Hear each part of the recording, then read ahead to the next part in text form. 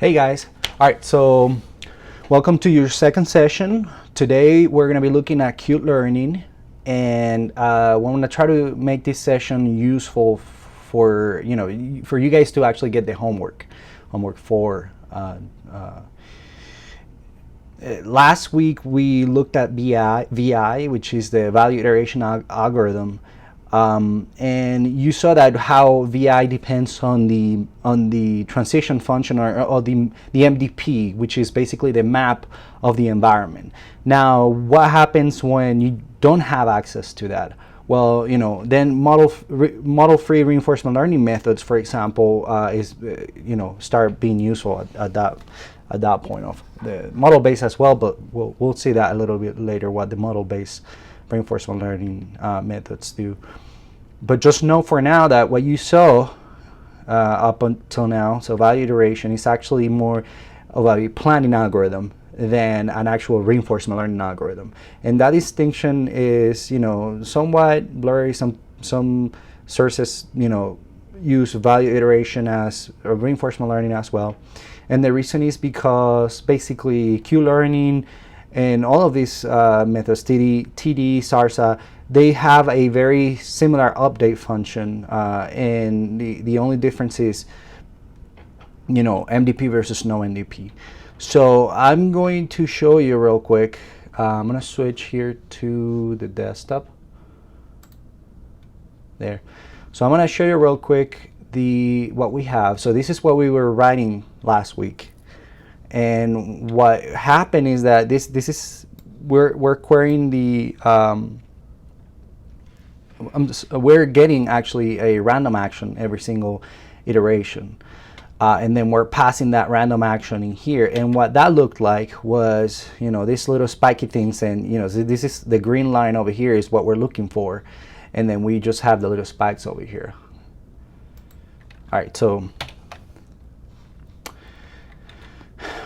All right, so how do we fix this? So so some of the things that we need to do. Well, I want to do something instead of just going, and writing out of my notes. I'm gonna show you how you could do it. For example, if you wanted to, and we're going to Sutton's book, which is gonna redirect me to the new site. And then I go here, and then I go to the book, and then. By the way, there is a new version, June version, and he should be releasing the book pretty soon too. So that's pretty exciting.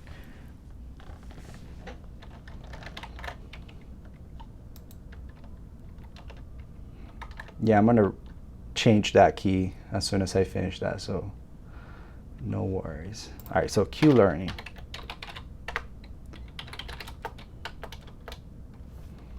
There it is. So here's the algorithm. This is the whole thing, right? And you can see here, initialize Q&A, QSA for all S on the state space and all A in state space. So you're gonna initialize a Q table arbitrarily, and make sure that the Q terminal state of so make sure that all of the actions and of the terminal state values are 0. So for this, I'm going to take a shortcut, and because this thing says here arbitrarily, I'm going to just initialize everything to 0, because otherwise you have to initialize something to random, and then you have to basically clear the terminal states to 0. But you know what? Just everything to 0 makes life easier. And then we're gonna write the algorithm. All right, so let's start doing that. So where do we do that? Basically here. So all right, so we have a Q table, and the Q table is gonna be NP zeros of let's say NS. Well, we don't have that yet, but we can get it. NA. That's the dimension. So. And then we're going to do a D-type NP float. And the reason why we do that is because, it has more precision, so you can, I guess it doesn't matter really. Let's see. I guess I can't type and talk at the same time.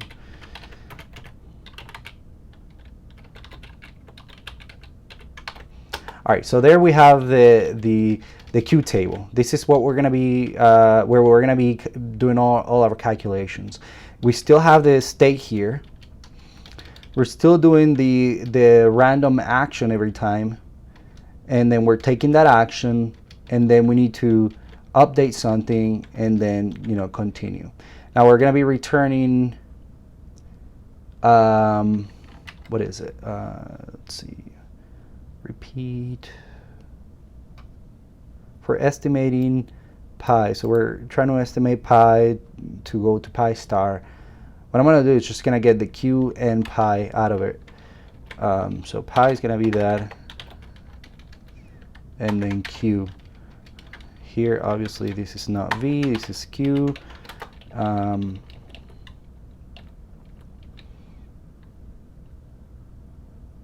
Yeah. Okay. Now, this is going to be similar to what we had before. I think VI, we had actually that here. So pi is this this line over here, and we're just gonna jacket it, go to the other side, drop it in there. Well, whoops. That. All right. So pretty similar to what we had before. My preference to get the policy in there. Well, yeah. All right. So choose A from S using policy derived from Q. An example, epsilon greedy. All right, we need to do that. So what is epsilon greedy really? Well, epsilon greedy is just basically having an epsilon value. So let's say, all right, so let's initialize that value out here somewhere. Actually, let's just make it part of the function. Let's say epsilon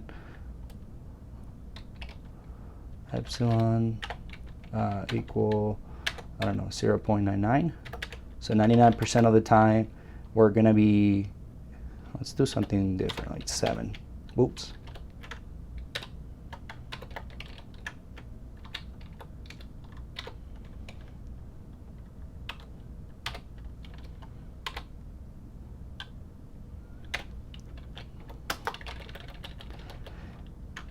And here, so we're gonna get that random action. So remember, this line is basically saying, give me all the action space, which is basically really a range, and then sample from that. So it's gonna get an action. I think this one had 4 actions.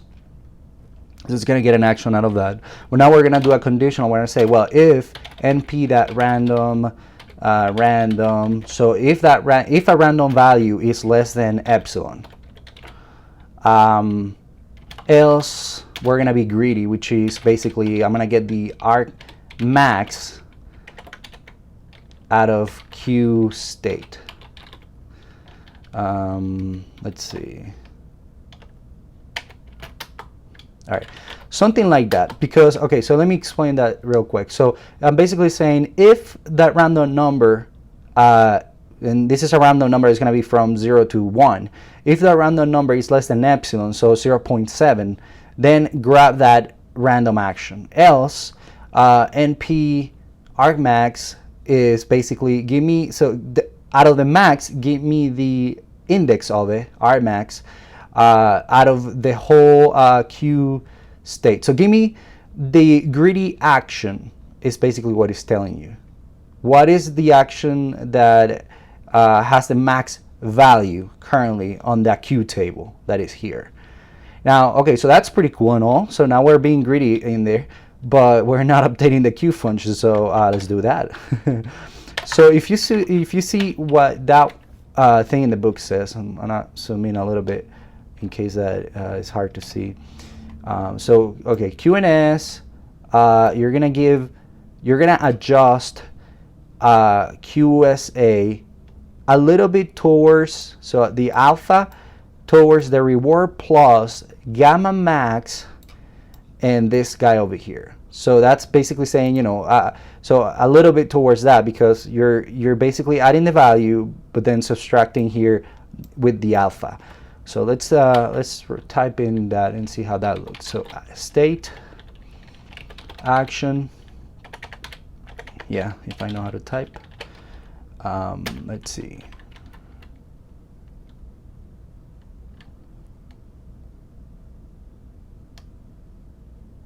Yeah, so equals, well, I can do plus equal because it's the same thing, alpha times reward, and I have it there, which is this guy that is coming from the environment, plus gamma times q, let's see, gamma times the max of q. Look at this guy over here, state prime. Be careful with that. You're talking about the state, the new state. So take an action and observe the reward and the state.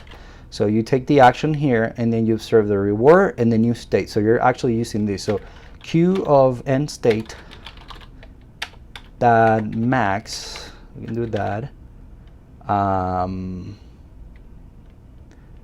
minus q state action. All right, so that's the update. However, and this is a very common pitfall. So if you're having trouble, this line over here, which is sort of hidden, is a common source of issues. So if the terminal state, remember, if it's a terminal state, remember that the Q has to stay on 0. Has to. So in this case, for example, one common trick that you're going to see in some implementations is basically saying not done. Because what that is doing, let me, gosh, how do I clean this up, make it easy to read? Just cut it here. No.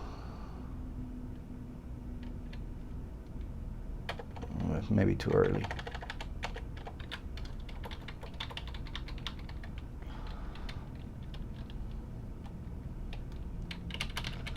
Anyhow, doesn't matter. Okay, there. All right, so what happens is that you want this guy to be 0, all of this thing to be 0, and just use plain the reward, so that the MDP actually converges. It actually, well, it's bounded, so it actually, has a final solution and not keeps, otherwise it's too unstable. So that's the reason why this line exists in there. And yeah, all right, so, well, we don't have this yet, and we don't have this guy in there yet, so let's add it in there. So let's add it as a function parameter. So we have alpha, let's do, I don't know, 0.8. You can do that too, anything you want. Gamma, well, anything you want, meaning that obviously you're gonna have different results. And then, so okay, so we have this line then, which is this guy over here, and do that until S is terminal. So if done, then break. Gotcha. All right. So okay, let's see how that goes. All right. Oh, V is not defined. Yeah, I knew that. V, are you there, V? There it is. Okay, let's do it again. All right, look at that. We got a policy. We got some Q table in there. How cool that is. Now let's see how that looks like. Oh, look, pretty bad, isn't it? We have probably a little bigger spikes over here, but still pretty bad. What would the problem be, huh? Well, I can tell you something. When value iteration, for example, takes, really not that many steps, Q-learning definitely cannot solve an environment on those, few steps. So let's try that and see how that improves things. Now we're doing 100,000 steps.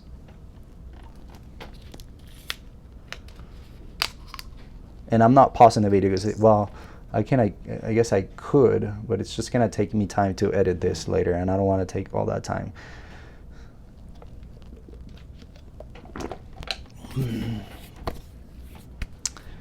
Okay.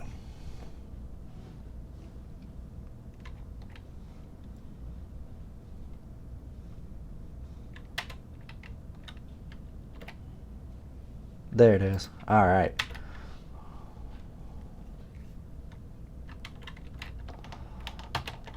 It's processing. Still did not solve the environment. Interesting, huh? Well, let's see.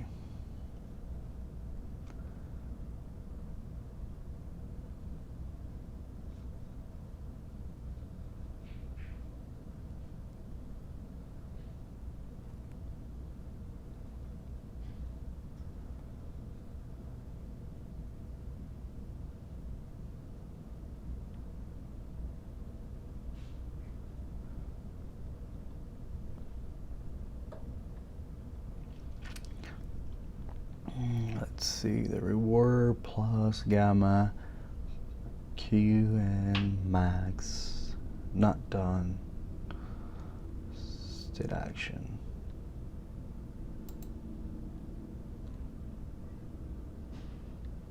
Alpha.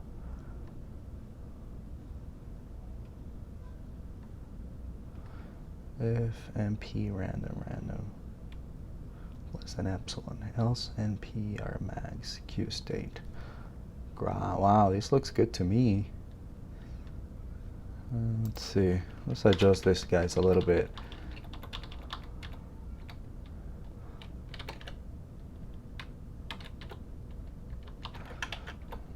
Get a little more aggressive in exploring.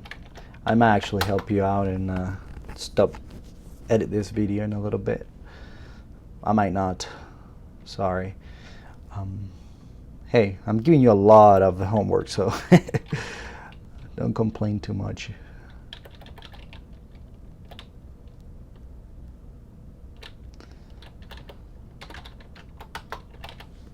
Let's see.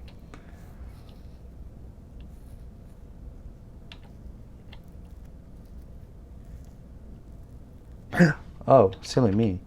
Well, so this is the reason why. So I'm basically actually exploring so much that this is a dumb agent. It's just, it continues to do, like, you know, random actions. Even if you learn some, it continues to do random actions. So usually you put a very low value for random exploration. That's how you do things. Let me. Okay, so.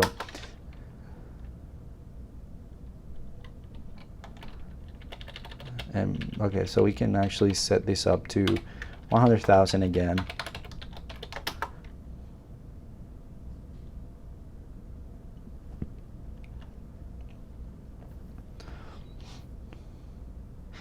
And what you guys can do is actually do that x2 type of thing, especially when this thing is processing. Because, you know, in reality, I should not be putting extra hours to do this hands-on session, but I have a feeling, a sense that this is actually more useful than office hours in some cases, because, you know, it's directly related to your homework. So you know, hopefully you guys can see that and still like these sessions. But if it's, you know, too annoying because you got to fast forward or whatnot, then, you know, we'll probably just stop doing it and nobody's hurt. But if you can just x2, I'm super happy with that. I know we could, you know, edit it and have some awesome Udacity type of production, but I'm not putting time on that. Come on.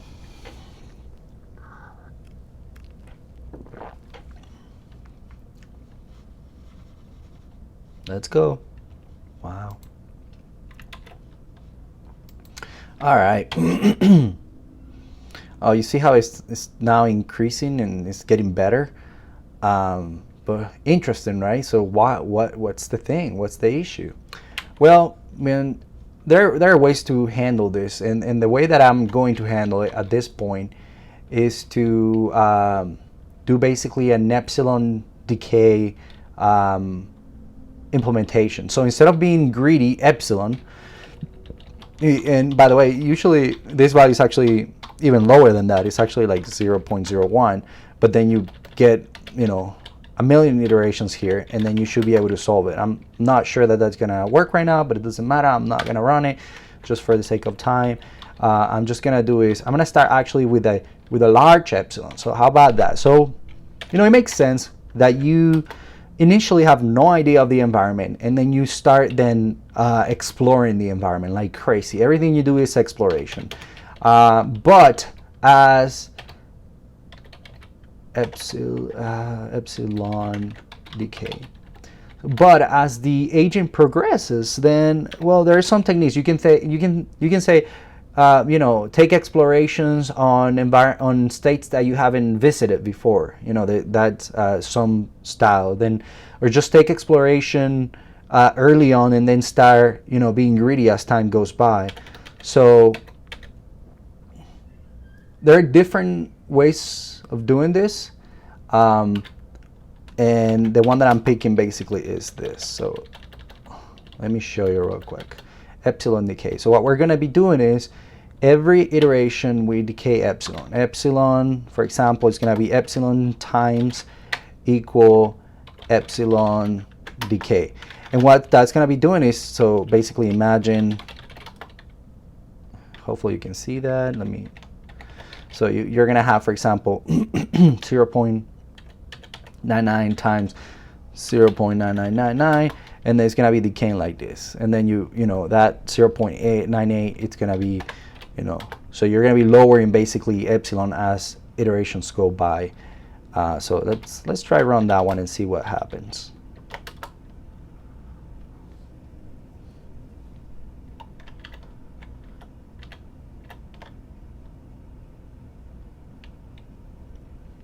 And so what I'm going to tell you about your homework while we wait for that. So you're not doing this guy, you're doing for your homework, you're doing the taxi, but the taxi is very similar to it. Toy text, that one, taxi. Oh my. Oh well. Yeah, I'm in a hotel, so that's why we're doing this offline. So for your taxi, you're going to see that you can basically pass the environment, but you're gonna see that something's gonna happen that you're not gonna have the correct Q values. And the reason why that is because Q learning usually goes and takes the best action. And Q learning, and I said this during the office hours, Q learning does not care too much about whether the value of that state is 10 or 20. If it is greater than all of the other states, it's still going to be taking it, and it's not going to care about how accurate all of the values is, because remember, this is it doesn't have the MDP, so it's not going to be able to perfectly get the values of that world, unless, and this is a key for your homework, unless you explore sufficiently well so that you make sure that the agent basically got to all of the states enough, right? So there it is. So you got the passing environment, 37,000 episodes. That's a lot, but welcome to reinforcement learning. Actually, to model-free reinforcement learning. What you're gonna see later is model-based reinforcement learning, and what that does is basically it actually improves performance. And instead of you taking those many episodes to start getting good results, it actually starts like very, very quickly after you start. And the reason is because the agent starts making basically like a map. So it starts making an MDP and using that MDP to make better predictions of the rewards or the actions that it's going to take. So yeah, so that's it. All right, so you have here your Q learning algorithm. What I'm going to say is, again, this same code over here should be able to help you for your homework. However, you're going to have to be playing with this section. This is the section that is going to be killing you on your homework. And what you want to be doing is try different actions, and hey, why not, you know, plot the actions and try to see the curve. If I plot it, you know, these epsilons, and I'm not going to take time to do that, but you know, I start collecting epsilons, I'm going to see an epsilon decaying function. Let's see, decay function, a little nice curve like that going down, right? You know, try something different and try to look at your things, share that graph in Piazza, and yeah, that's it. Let's see, that's me. How do we, there it is. Alrighty guys, so that's it for today. Remember your homework. Homework 3 is due tomorrow, well, you know, whatever, anywhere on earth. And next week you get this homework, and I think I gave you a big hint on how to solve it. So try to concentrate after that, immediately after that, on your project. It's gonna be a lot of fun. I can assure you that. And yeah, keep the conversations going. Already, let's see, stop recording. See you guys.